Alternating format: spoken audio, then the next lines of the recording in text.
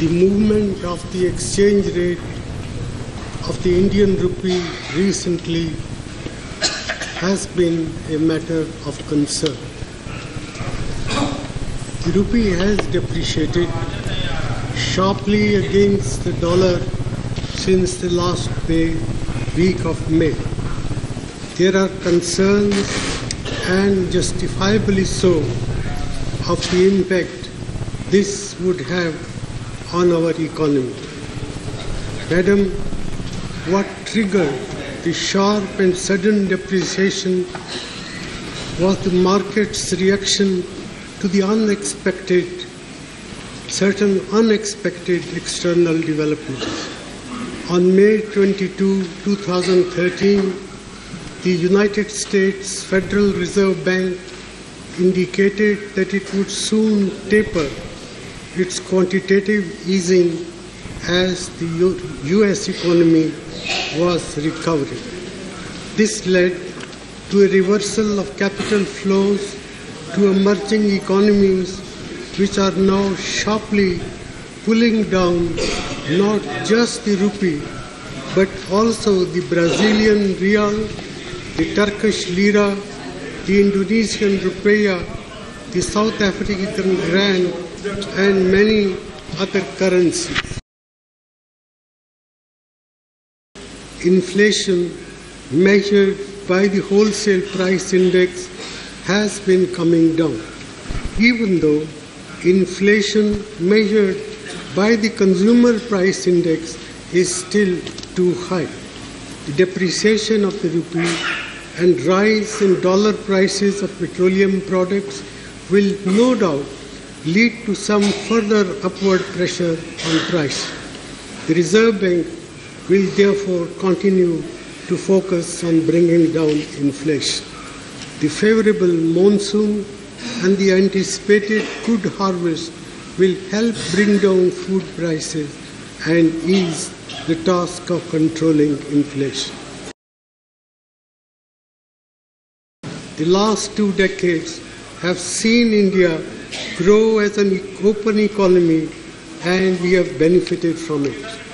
There is no question of reversing these policies just because there is some turbulence in capital and currency markets. The sudden decline in the exchange rate is certainly a shock, but we will address this through other measures, not through capital control or by reversing the process of reform. The rupee has been especially hit because of our large current account deficit and some other domestic factors. We intend to act to reduce the current account deficit and bring about an improvement in the functioning of our economy. In 2010-11 and the years prior to it, our current account deficit was more modest and financing it was not difficult even in the crisis year of 2008-9.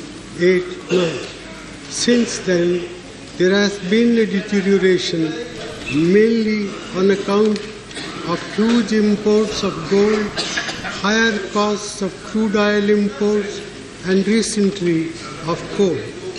On the export side, weak demand in our major markets has kept our exports from growing. Exports have been further hit by a collapse in iron ore export. Taken together, these factors have made our current account deficit unsustainably large. Full effects of the growth-friendly measures that have been taken over the last 6 months, such as liberalizing norms for foreign direct investment, resolution of some tax issues of concern to industry, and fuel subsidy reform, will come into play over the year, resulting in higher growth, particularly in manufacturing. Exports are also starting to look up as the growth performance of the rest of the world is showing signs of improvement.